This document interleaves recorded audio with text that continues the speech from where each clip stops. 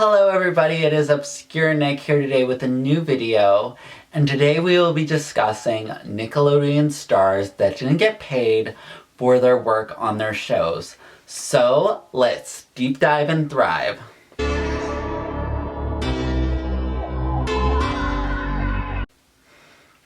So Nickelodeon is a kids network that has been running since the late 70s, and throughout the years, especially in the early days, they had a low budget, especially in their live action programming. And there are a few stars who have spoken up about this issue. Rick Galloway from Welcome Freshmen, an actor who played Walter on that show. He was on Welcome Freshmen in 1991 to 1993, and Welcome Freshmen had a production value that wasn't the highest necessarily. It got somewhat of the production value that other shows had, but originally they were told that it was an attraction for Orlando Studios that was live and in person, and they did not get paid the best, and the production value was lower. And he felt other shows had a higher production value in terms of what they did, because they never got into syndication or anything like that. They were just a small show that was just purely for this network itself and wasn't expected to expand anywhere else outside of Nickelodeon. And it was just a simple high school sketch comedy show.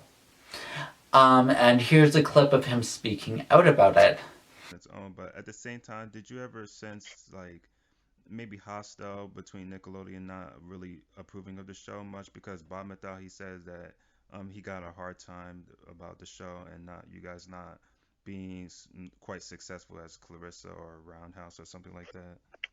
Yeah, I think success is relative. When if I would, say that being an adult and knowing this, I don't know. I don't even know that business anymore. I've been in events for so long that, I think from what I can gather, I don't think Welcome Freshman was doing poorly unless it was in the Nielsen's or like some sort of rating system. But we didn't have the production value that the other shows had. In defense, anybody involved with our production, when you look at the budget for our show and you look at the budget for another episodic that was happening, it's night and day.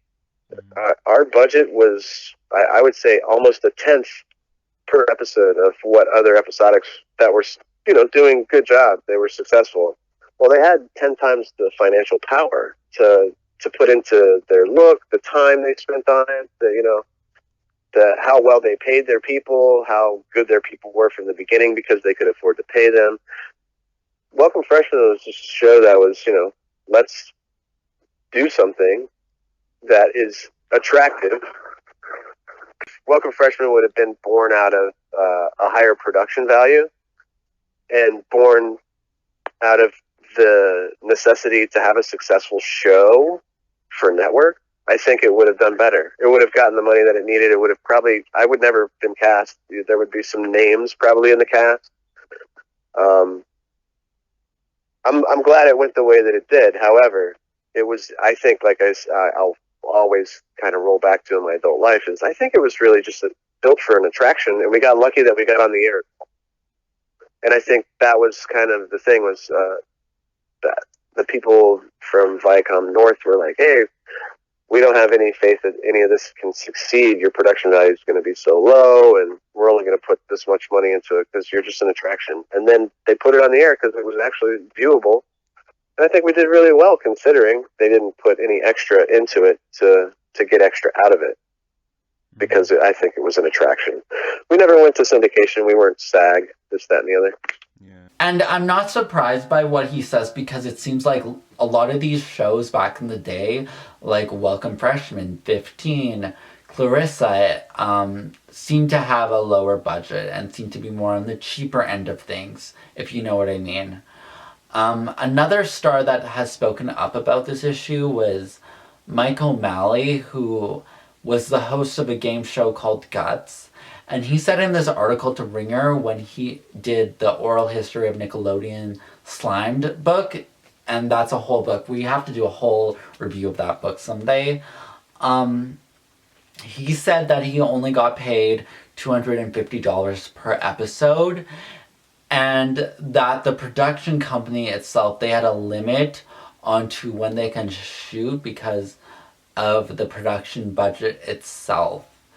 Yeah, I'm not surprised by that because Guts had a huge like setup in general. Like that was the coolest game show out of all of them. Like I would, if I had to be on any of the Nickelodeon game shows, it would be Guts because that one looks fun. Like I like there was rock climbing in that. Like hello, like I would love to do some rock climbing on that, on this really trippy set and everything. Like that one looked really fun, and I like swimming as well. I believe they had swimming. I can't remember what else they had, but I haven't seen that in like decades. But um, yeah, that's a really cool show in itself. But I'm not surprised that it had such a high production budget that they couldn't really pay the actors. And especially with this Orlando, it was filmed in Orlando as well.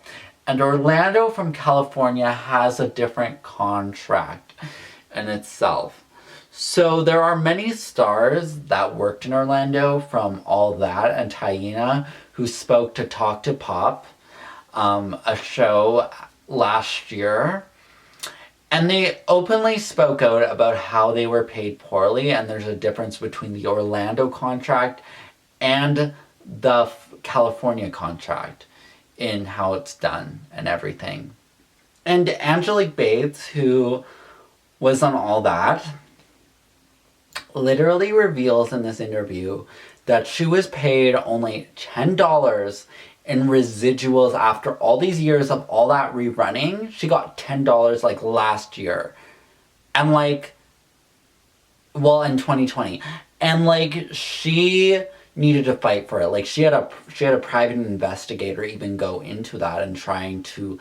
There were two other cast members who didn't as well. And I'm assuming it's Katrina Johnson and Elisa Reyes because they were still they were still with the Orlando contract, and they were the two that left in the middle of going from Orlando to California. So it was much different and everything. So here's the clip.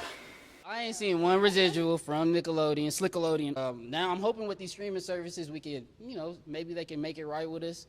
Hopefully they could think about, what was going on then. Because, it's unfortunate when you're a child and you have someone that really wants you to be on the show, like your parent, as the person that's you're negotiating figure, right? Because they don't want to mess it up for you. I'm just saying it's Viacom, and it was always like, wasn't in the budget. But even though I tried to negotiate, I didn't get any movement either. So I didn't get no more than these guys at all. No, I sighed because, being that I was the first one, we were the guinea pigs. I feel like y'all show, you were able to fly a little bit differently. Like I just said, she needed to be Florida's contract was completely different from California's contract. So when I say we got screwed, we got screwed. So she already know about that Orlando contract. So that's why first of all, what she said about it stopped at a certain number. Oh, Nickelodeon was good for stopping at that number and not hitting that number and then showing those episodes all over again. I did not see a residual until last year. And I believe that may have been for streaming. And that check was $10. And I had to fight for that. Like I had to keep on calling SAG and AFTRA and having them like investigate. And it was periods. They were just like, honestly, we don't even know if you're going to even get anything. They said you're not the only one that's not getting paid. And then there was like some cast members. It was like maybe it was only two. I don't know who it was. But I literally had to fight and get that. I also remember Angelique Bates speaking about when she did the All That reunion for the 100th episode in 1999, that they were going to pay her for it, but they never did. They never did, even for that appearance.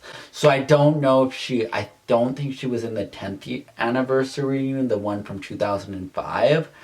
So I think that's a good call if she didn't go because they weren't paying her. Like, hello, like, I did this for you guys. I made this appearance. You guys should fork it up, But my thoughts on this whole situation is that I think Nickelodeon didn't have budget in the early days.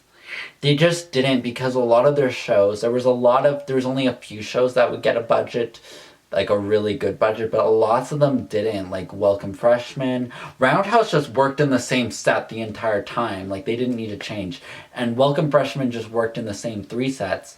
Clarissa only had like 3 or 4 sets as well, like kitchen room, hallway, living room. Like that's literally it, and sometimes like other scenes, but not very often. And I feel like Orlando workers worked for cheap labor. Yeah, they produced some of the best content for Nickelodeon, because even with so little, they did so much, and I think they deserve the credit. Like the stars that do that deserve the credit for it. And there are some people like Giovanni Samuels who's never seen a residual because they never play or work. And they are very specific about how much they rerun, which is really weird as well. Like in some cases they didn't ever get paid as well. Like Angelique didn't get paid for that. And I'm assuming Katrina and Elisa didn't get paid for that 100th episode reunion that they did in 1999. Like, just going off of what Angelique said. And I think as well, this is a business. Nickelodeon is a business. And I think they took advantage of child stars that had no business skills, because as a kid you don't really think about that stuff, but later on that adds up later, and I'm like, yeah, they really did get taken advantage of, which is really bad and sad in a way, and I don't think that's fair to kids necessarily to be taking advantage of them. Like, pay them correctly. Like, pay them what they deserve to be paid. And the aftermath of that is that Miranda Cosgrove made $18 million in her time on iCarly. $18 million. And these kids were getting paid next to nothing. Like, very easy. And this was in the 90s. So she was the highest paid child star, making $180,000 per episode of iCarly. Like, how do we go from that? Because, hello, like, the people of All That, Kanan and Cal, the Amanda Show, Welcome Freshmen, Clarissa deserve a well-earned paycheck. Even Taina and everyone there. So, yeah, that's weird that they have this, like, bias that I guess shows. I wonder what if the other All That actors ran into the same situation as Angelique, Leon, Giovanni Samuels, and Latangla did, because I wonder, because there's certain people not speaking up about things, and I wonder if they were paid off later. But it, yeah, it's quite interesting. Anyways, I hope you guys enjoyed this video. If you have any, let me know your thoughts below on this whole situation and what's really going on with them not being paid. This is just some of my thoughts, but let me know your initial thoughts and let's continue the conversation. I hope you guys all have a wonderful day and much love to you all, and I'll see you in the next video. Bye!